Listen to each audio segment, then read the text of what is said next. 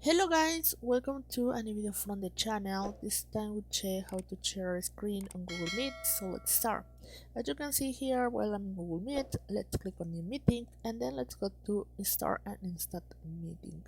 So let's wait a little bit, and then when we are here, as you can see, if I want to share my screen, let's go to the down menu here. As you can see, I have other options.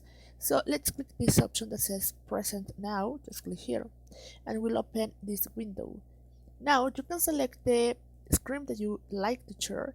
We have the Chrome tab, we have a window, and we have the entire screen if you prefer it. So depending on what you want to share.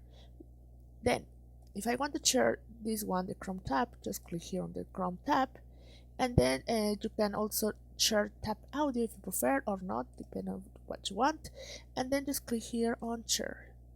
Now as you can see, I have sharing my screen without any problem on Google Meet. And now if you want to stop sharing, just click here from remove from the app and then just remove, okay, and you're back to the same.